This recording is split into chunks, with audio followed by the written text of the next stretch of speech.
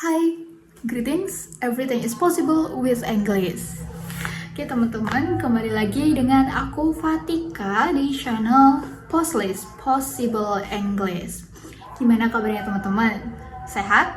Alhamdulillah kalau kita misalnya sehat selalu dan semoga diberi limpahan pahala, kesehatan, dan semoga semua urusan kita selalu lancar. Sekarang ini di bulan Agustus.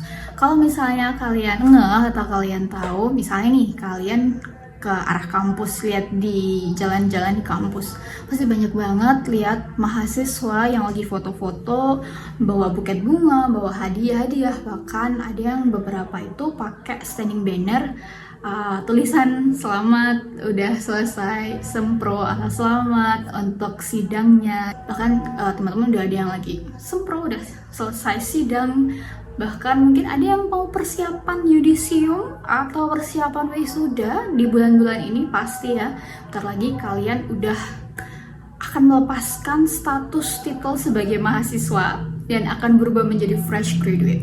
Momen yang paling ditunggu-tunggu bagi para mahasiswa yang akan menjadi seorang fresh graduate. Gimana sih kayak dunia kerja itu? Dan mungkin ada beberapa yang kayak masih bingung, aduh aku udah mau sidang, aku udah mau wisuda, tapi aku belum punya sama sekali CV.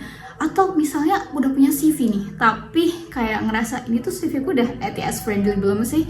Ini tuh udah yang bagus belum sih? Kurang apa ya? Atau mungkin masih ada yang bingung, aduh aku belum punya CV sama sekali, CV ku kayak bingung buatnya gimana, buat di Microsoft Word atau di mana, I don't know gitu. Bahkan mungkin ada beberapa yang sudah mau membuat CV tapi kayak bingung nih di social media kalian, kayak ada yang menawarkan jasa membuat CV bayar sekian ribu rupiah, ada juga yang jual template CV dengan bayar sekian rupiah, ada jasa untuk review CV dan sebagainya yang tentu saja harus mengeluarkan uang. Teman-teman ini kan untuk skripsi itu pasti mau pengeluarannya banyak ya, kayak cetak skripsinya, ini itunya dan semuanya. Bahkan mungkin ada beberapa kalian dari proses penelitian sampai proses skripsi itu udah mengeluarkan jutaan. Ya memang pengeluarannya tuh banyak, dan akhirnya kalau mau buat CV tapi ya harus bayar lagi, kayak nggak worth it gak sih? Di sini aku mau ngasih tahu pengalaman aja. Dulu itu aku pernah buat CV juga dan alhamdulillah tembus di pekerjaan aku yang sekarang. Jadi aku bisa dengan CV itu tuh bisa tembus gitu loh dan kerja di perusahaan alma materku yang menjadi tempat kerja pertamaku, dan beberapa juga waktu aku daftar di tempat lain, perusahaan lain, itu lolos di screening CV-nya. Nah di sini aku mau kasih tips buat teman-teman, terutama yang fresh graduate atau yang masih bingung gimana sih cara membuat CV yang gratis, yang bagus. Apa ada platformnya tanpa harus mengeluarkan uang sepeser pun? Ada. Nah jadi di sini aku mau membicarakan tentang platform pembuat CV yang bernama Kinobi. Kinobi. Nah, Kinobi itu ada salah satu platform besar untuk pembuatan CV secara gratis. Menurutku Kinobi itu yang paling aku suka, karena pertama secara personal opinion aku suka warna biru. Warnanya biru dan suka aja gitu, enak di mata gitu, simple gitu ya teman-teman kayak penggunaannya. Jadi untuk alasan utamanya aku mau jelasin. Yang pertama, kenapa kamu harus pilih platform pembuat CV Kinobi untuk kalian para fresh graduate. Yang pertama adalah free. Ya free, bener gratis. Jadi kalian cukup masuk aja ke platform di browser kalian, Kinobi gitu, nanti pasti akan muncul Kinobi yang paling atas, klik aja. Kalau misalnya belum punya akun, bisa buat akun dulu. Kalau sudah punya akun, bisa tinggal login aja. Jangan lupa password dan juga username kalian screenshot, kalian simpen ya, in case kalau kalian misalnya lupa. Atau kalian bisa juga buat akun tapi dengan login dengan akun Google, maksudnya Google. Jadi nggak perlu buat akun baru, cuma tinggal bisa login pakai akun Google, itu bisa juga. Kenapa harus pakai Kinobi? Itu adalah akses yang mudah dan cara gunainnya itu juga mudah. Nah teman-teman, Jadi setelah kalian bisa lagi nih, nanti akan muncul laman home kayak gitu. Kalian nanti bisa familiarisasi dari platform ini, kayak ini tuh ada apa aja fiturnya gitu. Dan misalnya kalau kalian masih mau kayak buat langsung CV gitu, kalian bisa langsung pilih salah satu template yang sudah disediakan. Kalian tinggal klik salah satu referensi itu dan tinggal ketik-ketik aja. Jadi kalian tuh nggak perlu buat template kayak misalnya kalian buat di Word, tapi udah tinggal langsung ketik aja input nama kalian, input deskripsi kalian.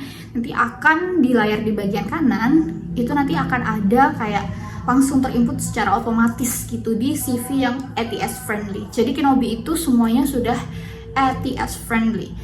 Karena sekarang kan most of the companies, bahkan mungkin kalau misalnya kalian mau melamar di kampus sekalipun atau sebuah sekolah atau instansi apapun, mereka lebih suka pakai yang ATS friendly. Lebih enak juga pakai CV ATS friendly karena memang lebih terstruktur gitu loh, nggak yang warna ngejreng. Karena memang beberapa kan masih banyak ya fresh graduate atau mahasiswa waktu melamar magang itu pakai CV yang dari template-template berwarna, kayak misalnya yang di Canva itu yang berwarna yang lucu-lucu gitu loh, padahal posisi yang mau mereka lamar adalah bukan yang creative department atau posisi-posisi kreatif gitu.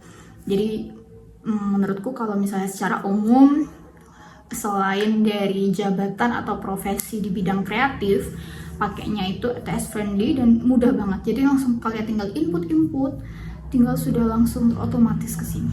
Untuk alasan yang ketiga, nah ini yang udah aku jelasin sebelumnya, kalau di Kinobi itu banyak banget referensi CV gitu. Misalnya teman-teman bingung kayak, oke, aku mau buat CV, tapi aku bingung, ini aku harus nulis apa? Urutannya di mana dulu? Aku harus nulis apa sih deskripsi pengalamanku? Aku dulu pernah punya pengalaman magang, tapi bingung nulisnya gimana gitu. Tenang aja, udah ada. Dan kalau misalnya kalian bingung nih, aku ini mau nulis yang versi bahasa Inggris, versi bahasa Indonesia, atau aku pengen ngelamar di bidang administrasi, aku ingin ngelamar di bidang manajemen gitu. Tenang aja, udah ada referensinya banyak banget. Kalian bisa search aja. Di sana kalian bisa klik dan nanti akan buka ini contoh, itu referensi kayak contoh. Jadi misalnya di referensi itu ada yang namanya sekian, namanya ini, terus tulisan dia deskripsinya itu seperti apa, tuh udah ada. Jadi kalian bisa bukan niren ya, bukan plagiat ya, tapi kayak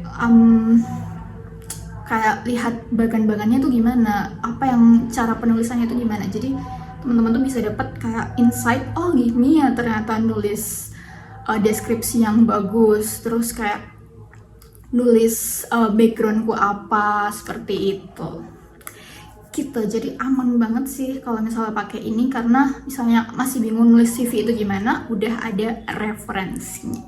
Alasan yang keempat, jadi alasan yang keempat itu adalah mungkin ini yang paling aku suka, karena setelah kalian buat CV kalian semua isi tuh inputannya, itu nanti akan ada review nilai skor CV. Jadi kalau misalnya skor kalian masih jelek, misalnya 30-20 itu nanti masih merah, itu berarti kalian harus banyak perbaikan. Terus nanti kalau skornya misalnya 50-60 itu biasanya skornya kuning, artinya udah better sih dari yang sebelumnya, tapi memang masih harus perlu diimprovisasi lagi. Terus nanti kalau skornya udah 70-80 ke atas, biasanya nanti skornya warnanya hijau. Kalau hijau itu berarti bahasanya mudahnya tuh kayak udah lolos passing grade, udah bagus.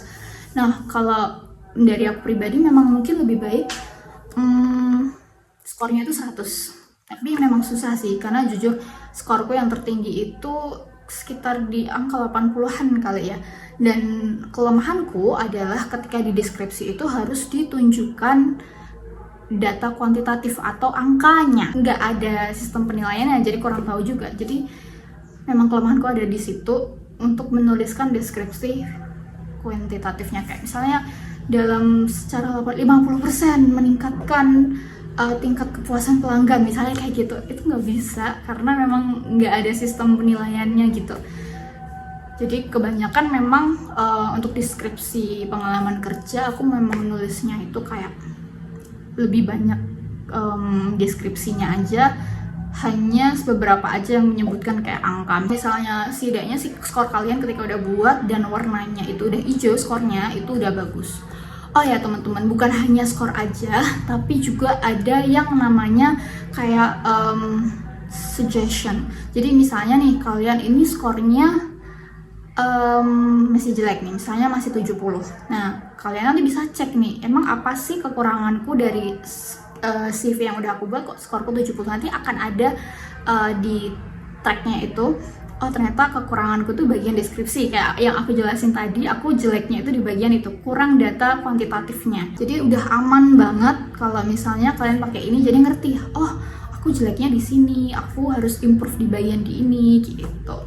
Jadi ini cocok banget buat teman-teman yang memang masih belum banget bisa buat CV atau masih bingung buat CV, atau kalian fresh graduate mau pakai platform apa yang gratis, itu pakai Kinobi aja karena teman-teman ini gratis dan enak banget makainya, mudah aksesnya, ada referensinya juga, tersedia versi bahasa Indonesia dan versi bahasa Inggris. Nah teman-teman, itu tadi bahasanku kenapa sih fresh graduate termasuk yang sudah bekerja juga kalau mau improve CV atau buat CV harus banget pakai Kinobi.